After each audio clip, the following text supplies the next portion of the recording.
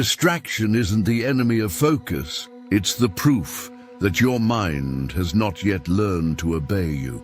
Welcome to Stoic Valor, where every word is crafted to awaken the part of you that refuses to be ordinary. The part that remembers your true strength lies not in control of the world, but in mastery of yourself. The Stoics believed that the man who cannot command his attention is a slave, not to another person, but to every impulse that crosses his mind. Focus, therefore, was not a luxury to them. It was a moral duty. Marcus Aurelius once wrote, "You have power over your mind, not outside events. Realize this, and you will find strength." But how many of us truly live as if that were true?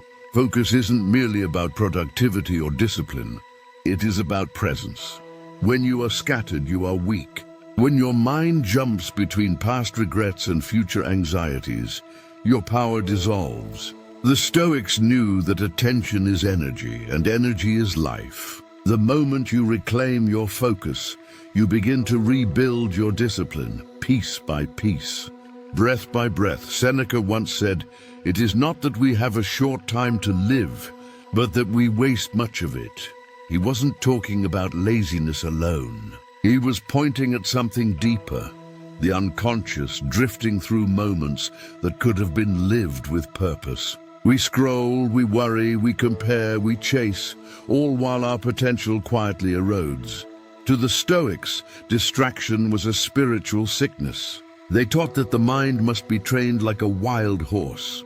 Unfocused thoughts are not neutral. They carry you away from reason, from peace, from the present. And the man who has lost his focus has lost his freedom. Epictetus taught, "No man is free unless he is master of himself." And that mastery begins in the small, invisible choices, where you place your attention, what you feed your thoughts, how long you entertain what does not serve you. Every minute of scattered thought is a minute of self-abandonment. Now imagine your attention as a sword. Every distraction dulls it. Every time you indulge in mindless scrolling, gossip, or self-pity, you chip away at its edge. The Stoics would ask you, how can you face the challenges of life with a dull blade? How can you conquer anything if you haven't conquered your own focus? Ryan Holiday, one of the modern voices of Stoicism, said, "The world is constantly testing your discipline. Every moment is a chance to say yes or no to distraction." And that's the truth. The world won't stop tempting you. But discipline isn't about avoiding distraction. It's about recognizing it and returning to your purpose despite it. Let's go deeper. Why do we lose focus? Because our minds are untrained. Because we confuse movement with progress and busyness with purpose. The Stoics practiced awareness, the ability to observe thoughts without becoming them. They cultivated stillness not as escape, but as preparation.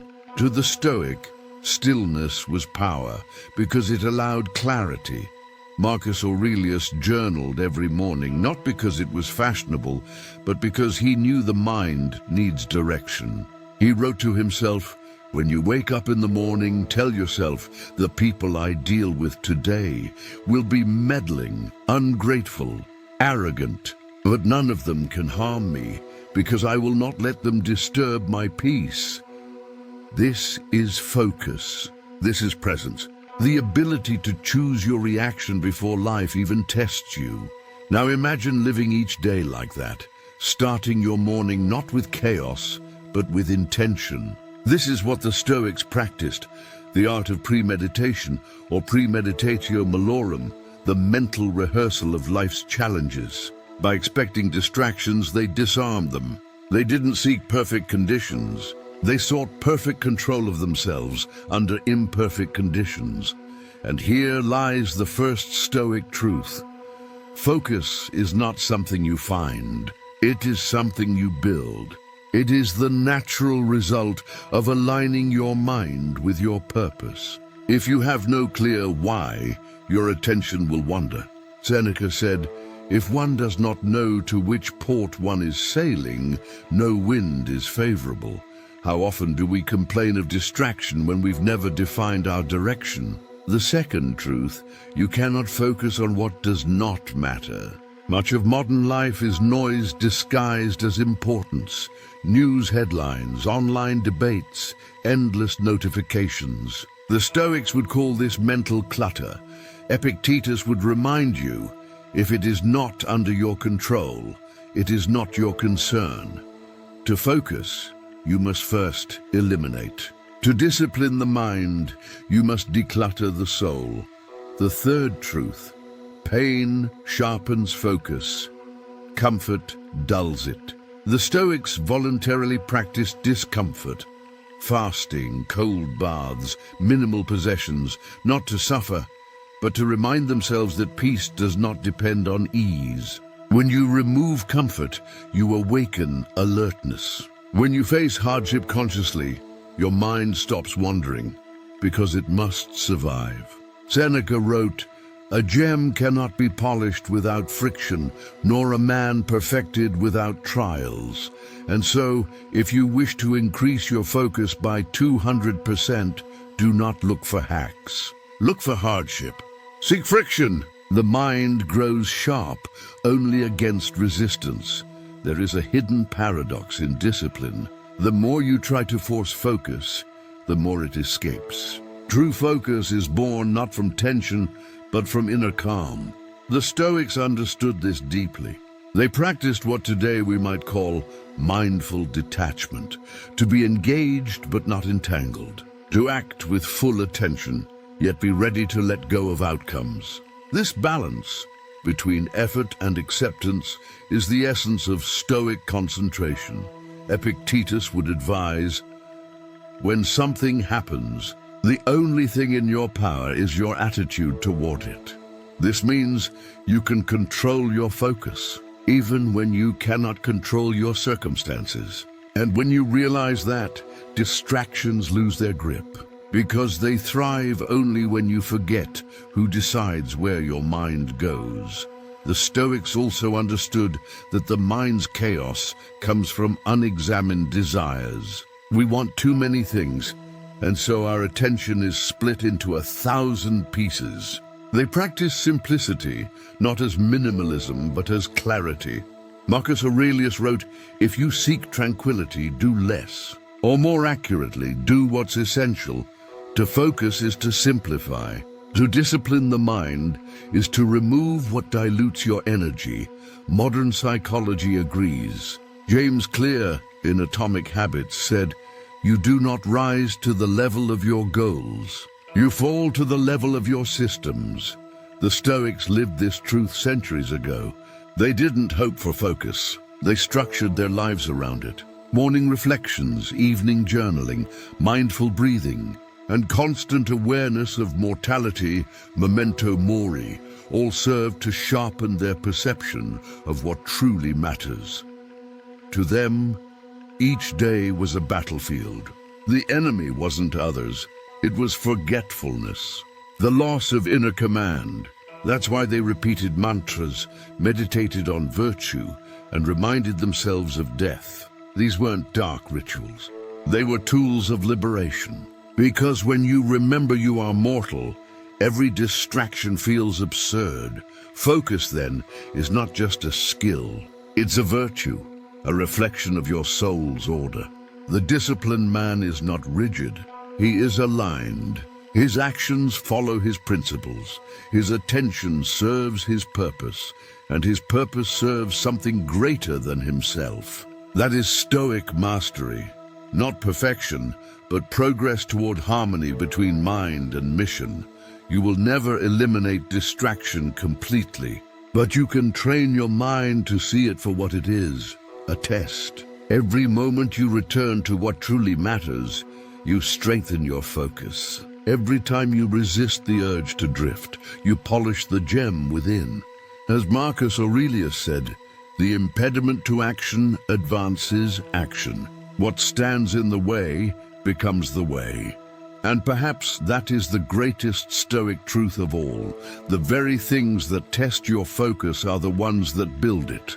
You know the theory. You've heard the wisdom, but wisdom without practice is like a sword left to rust, beautiful but useless. The Stoics understood that philosophy wasn't meant for debate halls. It was meant for life's storms. Knowledge meant nothing if it didn't change the way you woke up, the way you faced pain, and the way you focused your mind. So, let's bring Stoicism down from the marble halls of Rome and into your modern life, into your mornings, your habits, and your daily battles with distraction and indiscipline. Let's begin with the first practical principle. Guard the first hour. Marcus Aurelius started every day by preparing his mind before the world could touch it. He would remind himself that people would be selfish, events unpredictable, and that he must still remain calm. That morning dialogue wasn't routine, it was defense. He was building psychological armor before stepping into chaos. Your first hour sets the rhythm for the entire day. If the first thing you do is grab your phone, you're surrendering your focus before you've even had a chance to use it. The Stoics would call this self-betrayal. Instead, begin your day in silence. Sit, breathe, observe your thoughts. Ask yourself, what do I truly need to accomplish today? What deserves my attention? This practice, just 10 minutes of awareness, trains the mind to become deliberate. It creates a sacred space between stimulus and response. Seneca said, "Nothing is ours except time." If that's true, then every distraction is a theft. Every minute given to noise is a minute stolen from your soul. Guard your time like a warrior guards his blade. The second Stoic application: rehearse your focus through discomfort. Focus isn't built in comfort. It's trained in resistance. Choose one simple practice that challenges your discipline daily. It could be cold showers, fasting, or committing to an hour of work without checking your phone. These moments of voluntary discomfort recalibrate the mind. They remind you that your impulses do not rule you, you rule them. Epictetus trained his students not by giving them luxury, but by exposing them to hardship. He would ask, when something happens, are you disturbed by the event or by your opinion of the event? The Stoic doesn't fear difficulty. He uses it to sharpen his perception. So when you sit down to work and your mind craves escape, that's your battlefield. That's your chance to prove you are stronger than the impulse. When you choose presence over distraction, you practice philosophy in its purest form. The third Stoic habit, the evening examination. Every night, before sleep, Marcus Aurelius and Seneca reflected on the day. They asked themselves, what did I do well? What did I fail to do? What could I do better tomorrow? This wasn't self-criticism, it was refinement. You can do the same. Before bed, take 5 minutes and write. No devices, no noise. Just you and the truth of your actions. Were you focused? Were you distracted? Did you control your emotions, or did they control you? This simple habit turns awareness into growth. Ryan Holiday calls this the evening audit. It's not about guilt. It's about clarity. Because awareness, repeated daily, becomes focus. Now, let's bring in a modern example, a story. There was once a soldier in ancient Rome, nameless in the history books, but mentioned briefly in the writings of Epictetus. He had one task: guard the northern gate of the city. Day after day he stood under rain and sun, waiting. Some mocked him for wasting his life, but the soldier replied, "The man who cannot stand guard in silence cannot command an army in battle." His discipline wasn't about the task, it was about the spirit of the task. That same principle applies to you. You may not guard a gate, but you guard your attention. You decide whether you let trivial things enter your mind or keep them out. Your phone, your thoughts, your routines, These are your gates, and your focus is the fortress. The fourth Stoic principle, the practice of one thing at a time. Seneca warned against multitasking centuries before technology even existed. He wrote, "To be everywhere is to be nowhere, and yet we pride ourselves on doing 10 things at once. Working, scrolling, texting, worrying." The Stoics would call this voluntary fragmentation. Try this instead. When you eat, just eat. When you walk, just walk. When you work, immerse yourself fully. This simple act of unity, doing one thing at a time, multiplies your focus. Because attention, once trained, becomes effortless power. Fifth, accept that focus is a daily choice, not a permanent state. You will not wake up one morning suddenly disciplined. Focus is not a gift. It's a decision made again and again. Some days you'll fail. Some days you'll drift. But as the Stoics taught, the obstacle is the way. Every failure is part of your training. Every distraction resisted, no matter how small, strengthens the muscle of attention. Now let's pause for a moment.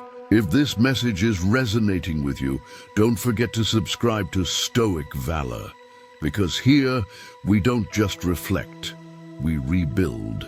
We turn thought into action and weakness into strength. Let's continue. Sixth, rehearse adversity before it comes. The Stoics practiced premeditatio malorum, the visualization of potential challenges. They imagined losing their possessions, being criticized, failing publicly. But why think of such painful things? Because they knew that mental rehearsal reduces shock. When you've seen the storm in your mind, you stand calm when it arrives in reality. You can apply this daily. Before starting your day, ask, what distractions might test me today? What temptations might pull my focus? Picture them. Prepare for them. Decide your reaction in advance. When the test appears, you won't react. You'll respond. Seventh, use Stoic journaling as your mental sharpening stone. Marcus Aurelius didn't write meditations to publish. He wrote it to survive. His journal was his training ground. Each line was a weapon against chaos. You can do the same. Every morning, write 3 things. What is under my control today? What deserves my full attention? What can I let go of? This ritual transforms journaling from reflection into strategy. It cleanses the mind of noise and reminds you of your domain of power, your focus, your effort, your attitude. Eighth, detach from results. Attach to process. Distraction often comes from anxiety about the outcome, worrying about success, validation, or failure. The Stoics would say, that's not your role. Your role is to show up, act with excellence, and accept whatever follows. When you detach from results, your mind stops wandering into the future. Focus returns to the present, where your power actually lives. Marcus Aurelius reminded himself daily, do what's right. The rest is fate. This is not apathy, it's freedom. Ninth, reset through nature and solitude. In a world that never stops shouting, the Stoic retreats into silence. Seneca wrote letters from the countryside. Marcus reflected in his military tent. Epictetus found peace in simplicity. Nature resets the mind, it slows thought. It teaches stillness.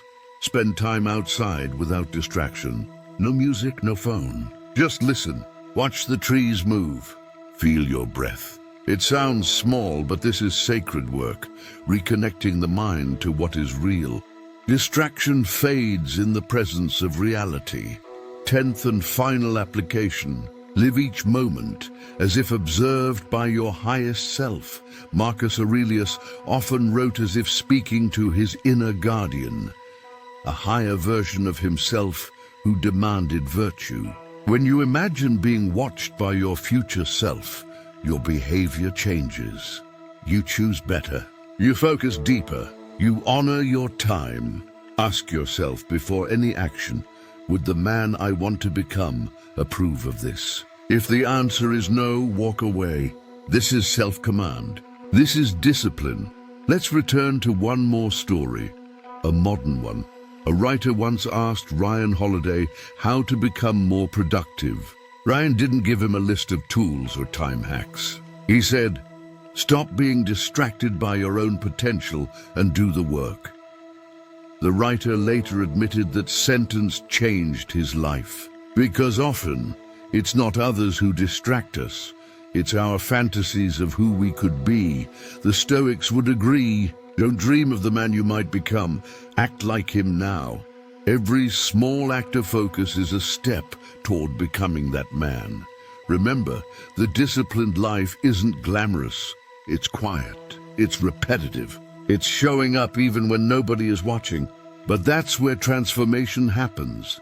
In silence, in solitude, in small daily victories that rebuild your character. When you embrace this path, you stop chasing motivation and start cultivating strength.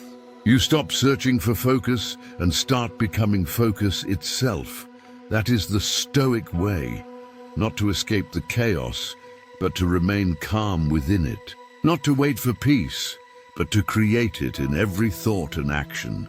There comes a moment in every man's life when he must choose between comfort and clarity, between the easy path that numbs him and the hard path that forges him. The Stoics knew that moment well, and they lived every day as if it could arrive at any second. They didn't wait for motivation. They didn't depend on the mood of the morning or the approval of others. Their compass was internal. They built strength in silence, focus in solitude, and discipline through repetition. Marcus Aurelius wasn't born calm. Seneca wasn't naturally wise. Epictetus wasn't handed peace. They built it, one deliberate choice at a time. That's what focus really is. Not the ability to block the world out, but the strength to return to yourself again and again, no matter how many times you drift away. You see, the battle for your focus isn't fought once. It's fought every day. Every morning you wake up, the war begins again. Your purpose against your impulses, your higher self against your habits. And every time you choose focus, you reclaim a piece of your soul. Seneca said, "He who is everywhere is nowhere." Think about that. Every moment you spend scattered, half in the past, half in the future, half awake, you dilute your power. But when you bring all your attention to the present, even simple actions become sacred. Drinking water, writing a line, breathing deeply. These are not trivial acts. They are gateways to presence. The man who masters the present moment masters everything, because nothing real exists outside of it. The Stoics didn't meditate on mountains or seek to escape the world. They practiced focus in the noise. Marcus Aurelius ruled an empire and still found time to write about peace. Epictetus taught students while living in poverty. Seneca counseled emperors in chaos. They thrived in distraction, not because life was easy, but because their minds were fortified. That is what Stoic discipline gives you, a fortress inside yourself. The storms can rage, but you remain unshaken. Let's bring this down to you. What if, for the next 7 days, you decided to live like a Stoic? You wake up early, no phone, no noise. You sit in silence and remind yourself, today I will face distractions, but they will not own me. You move through your day with intention, one task at a time, one thought at a time. You write, you work, you breathe, you fall, but you return. At night you reflect, not to punish yourself, but to understand yourself. You ask, did I live today as the man I want to become? That's it. No grand resolutions, no dramatic vows, just awareness. That is Stoicism, not theory, but practice. Seneca said, "The greatest obstacle to living is expectancy, which hangs upon tomorrow and loses today." Discipline is nothing more than the art of not losing today. Focus is the courage to live fully where you stand. You don't need a perfect system. You need presence. You need to stop treating your attention as if it were infinite, because it's not. The mind is like a fire. It burns brightly when concentrated, but fades when spread too thin. The Stoics would tell you this: the quality of your life depends on the quality of what you focus on. If you dwell on what you can't control, your life becomes chaos. If you focus on what you can control, your actions, your thoughts, your effort, life becomes simplicity itself. Epictetus wrote, "If you wish to improve, be content to appear foolish and stupid." Why? Because the pursuit of mastery looks boring from the outside. The man who trains in silence, who resists distraction, who works unseen, he may look foolish to the world, but he is building something the world cannot see: command of self. Focus isn't glamorous. It's not loud. It's a quiet defiance, the refusal to be moved by noise, and this defiance must be renewed daily. Every morning you sharpen your sword, your attention. Every night you clean it. That's the discipline of a Stoic. That's the discipline of a warrior of the mind. Marcus Aurelius once compared the disciplined mind to a rock in the ocean. The waves crash endlessly against it, but the rock remains, steady, silent, unbroken. Be that rock. Let the waves come. Let the noise rise. You don't have to stop it.